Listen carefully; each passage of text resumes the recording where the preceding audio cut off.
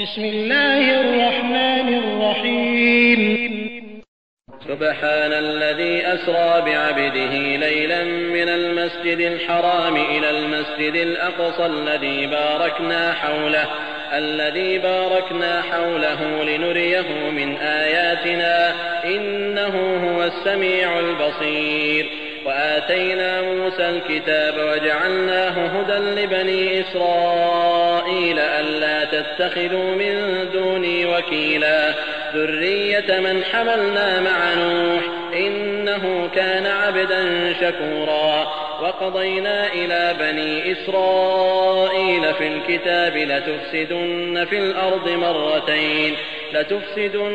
الأرض مرتين ولتعلن علوا كبيرا فإذا جاء وعد أولاهما بعثنا عليكم عبادا لنا أولي بأس شديد فجاسوا خلال الديار وكان وعدا مفعولا ثم رددنا لكم الكرة عليهم وأمددناكم بأموال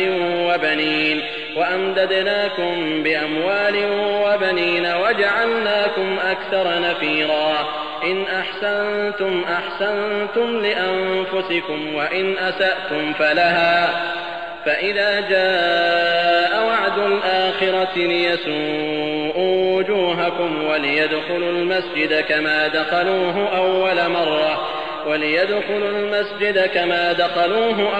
مرة وليتبروا ما علوا تتبيرا عسى ربكم أن يرحمكم وإن عدتم عدنا وجعلنا جهنم للكافرين حصيرا إن هذا القرآن يهدي للتي هي أقوم ويبشر المؤمنين الذين يعملون الصالحات أن لهم أجرا كبيرا وأن الذين لا يؤمنون بالآخرة أعتدنا لهم عذابا أليما. आरंभ अल्लाहच्या नावाने जो मोठा मेहरबान अतिशय दया करणारा आहे. प्रत्येक ऐब दोषापासून मुक्त आहे तो अल्लाह, ज्याने आपल्या दासाला एका रात्रीतून आदरणीय मस्जिदीपासून अक्सा मस्जिदीपर्यंत नेलं, जिच्या जवळपास खूप बरकत आम्ही पसरवली आहे, यासाठी की आम्ही आपल्या आयतींपैकी काही अजब निशाण्या त्याला दाखवून द्याव्यात. निसंशय तो अल्लाह सर्व काही ऐकतो आणि सर्व काही पाहतो.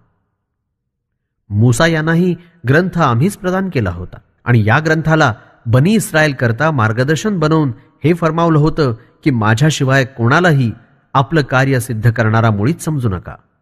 नूह यांच्याबरोबर नौकेमध्ये ज्यांना आम्ही चढवलं होतं त्यांच्या संततीलाही हाच आदेश होता की माझ्याशिवाय दुसऱ्या कोणालाही आपल्या कार्याची पूर्तता करणारा बनवू नका. खरोखर नूह देखील आमचे मोठे आभार मानणारे दास होते. अल्लाहच्या ग्रंथात बनी इस्रायलला आमचा हा फैसला सांगितला गेला होता की तुमच्यामुळे धरतीवर 2 वेळा फसाद होईल आणि तुम्ही शिरजोरपणानं आपला मोठेपणा दाखवू लागाल. तर जेव्हा आमच्या पहिल्या वायद्याची वेळ आली तेव्हा आम्ही तुमच्यावर आपल्या अशा निर्दयी, अत्याचारी आणि कठोर दासांना वरचढ केलं की ते तुमच्या घरात घुसले आणि हा वायदा ठरल्या वेळी पूर्ण झालाच. मग आम्ही दुसऱ्यांदा त्यांच्यावर तुम्हाला वरचढ केलं आणि तुमची मदत करून तुम्हाला भरपूर धनसंपत्ती आणि पुत्र प्रदान केले आणि तुमचं सैन्य बळही आम्ही खूप वाढवलं. जर सदाचारावर कायम राहाल तर आपलंच भलं कराल आणि वाईट आचरण न सोडाल तर त्याचं संकटही तुमच्यावरच कोसळेल. जेव्हा आमचा दुसरा वायदा येऊन पोहोचेल तेव्हा तुमचे शत्रू तुम्हाला असा मार देतील की तुमचे चेहरे बिघडवून टाकतील आणि तुमच्या मस्जिदींमध्येही प्रवेश करतील जसं ते पहिल्यांदा घुसले होते आणि ते विनाश माजवतील. जिथे जिथे त्यांचा जोर चालेल तिथे तिथे ते खूप तोडफोड करतील. त्यानंतर शक्य आहे की तुमचा पालनकर्ता तुमच्यावर दया करेल. मात्र जर तुम्ही पुन्हा तेच आचरण स्वीकारलं जे यापूर्वी केलं होतं तर मग आम्ही सुद्धा पूर्वीसारख्याच शिक्षा यातना जारी ठेवू आणि इन्कार करणाऱ्यांकरता आम्ही जहन्नमला कैदखाना बनवून ठेवला आहे. निसंदेह हा कुराण तो मार्ग दाखवतो जो सर्व मार्गांपेक्षा सरळ मार्ग आहे आणि खूप मजबूत आहे आणि इमानधारकांना खुशखबर ऐकवतो की जे नेक आचरण करतात त्यांच्यासाठी फार मोठा मोबदला आहे.